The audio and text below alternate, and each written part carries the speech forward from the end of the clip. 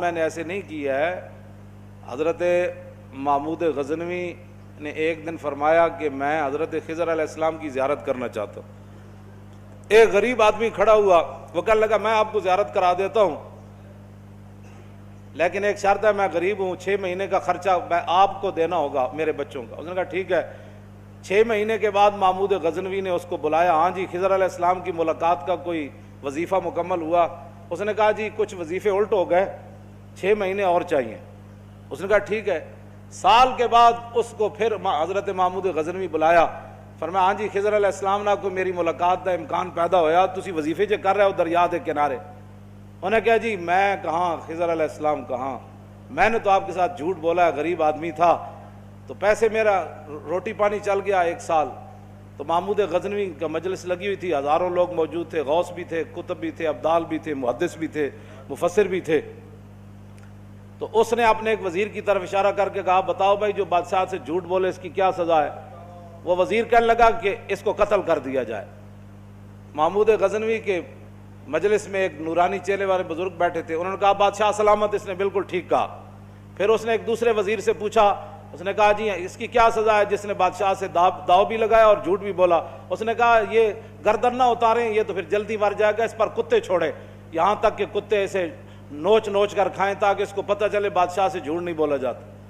तो वो बुजुर्ग नूरानी चेहरे वाले कहने लगे बादशाह सलामत, इसने ठीक कहा।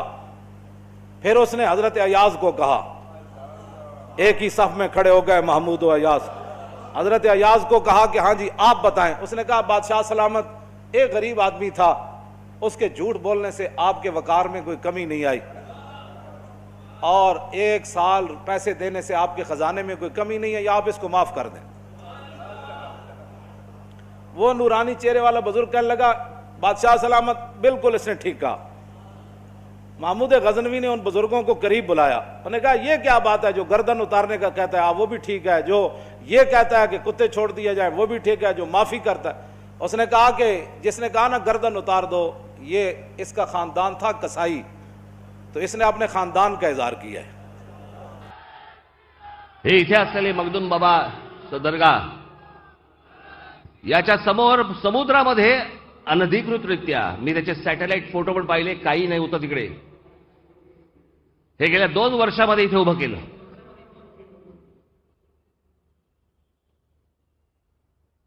माहीम पोलीस स्टेशन तिकडे जवळ आहे, लक्ष नाही। महानगरपालिकेचे लोक फिरत असतात, पाहिलं नाही।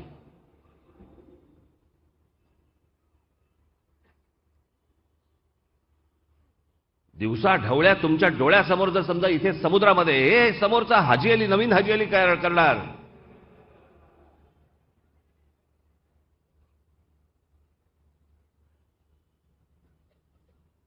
आता प्रशासनाला,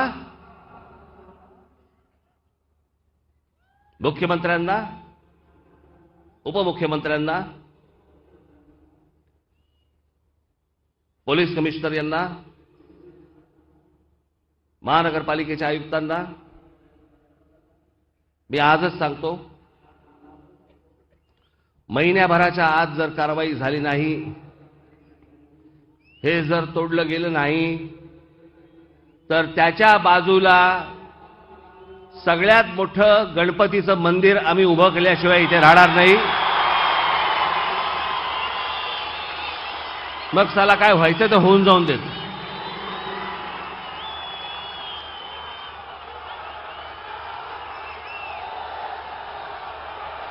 अशा प्रकारे जर कोणालाही जर समजा तुम्ही सवलती देत बसाल आणि कोणाहीकडे जर दुर्लक्ष करत बसाल, मग आमच्याकडे पण दुर्लक्ष करा।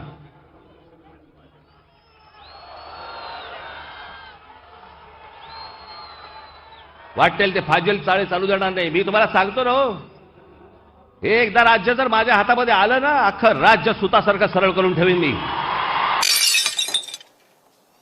माहिम के समुद्र के बीचों बीच बने चीले पर जो कार्रवाई की गई है उसको लेकर अब मुस्लिम संगठन आक्रामक हो चुके हैं।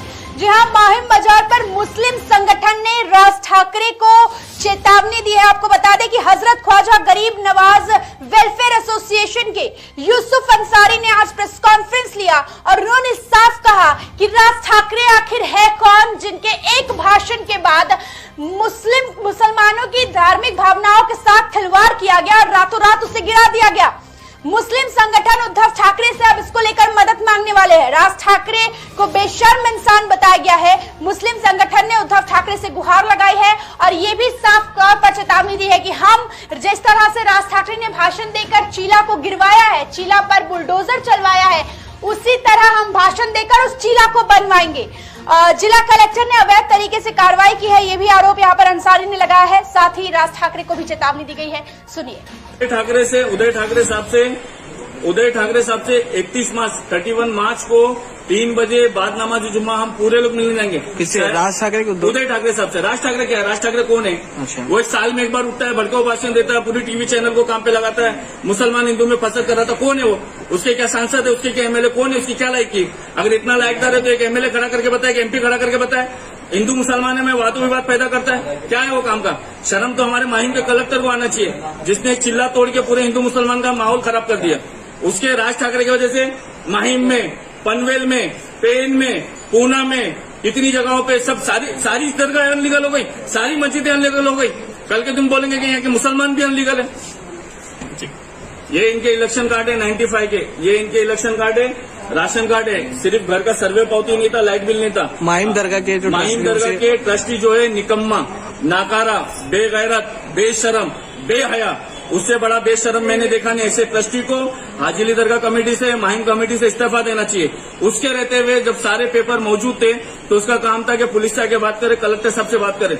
जब हम उससे मिलने गए तो वो अंदर बैठ के बड़ा सिगरेट पी रहा है, उसको शर्म आ रही है। अरे जिस बुजुर्ग के नाम पे खाना खाता उस बुजुर्ग के नाम पे 4 बात नहीं बोल सका और अंदर बैठ के मीडिया में बोलता मिस्टर राज ठाकरे। मिस्टर राज ठाकरे का तेरा बाप है? तेरे रहते हुए चिल्ले मुबारक तोड़ा गया। देखो शर्म आना चाहिए। इतना तेको ईडी का डर है तो छोड़ दे, क्या जरूरत थी देखो ईडी की गुलामी के चक्कर में हमारा इतिहास तोड़वाने की।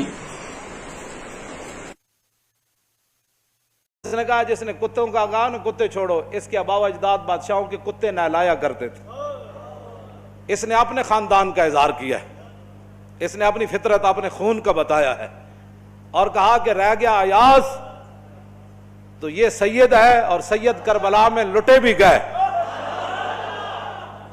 तो उफ नहीं की, अपना सौदा बेच कर बाजार सूना कर गए। कौन सी बस्ती बसाई ताजराने आले बैत। क्यों जी? तो ये सैयद है। जब ये कहा ना ये सैयद है तो महमूद गजनवी कुर्सी पर खड़ा हो गया। वो कहने लगा अयाज तूने आज तक बताया ही नहीं मैं आले रसूल हूं, इतना जुल्म किया तूने बताया ही नहीं आज तक। तो हजरत अयाज फरमाने लगे कि अच्छा मेरा राज इन बुजुर्गों ने खोला तो मैं भी आपके सामने एक राज खोलना चाहता हूं। उन्होंने कहा जी वो क्या है? उन्होंने कहा ये जो बुजुर्ग है ना ये खुद हजरत खिजर अलैहिस्सलाम।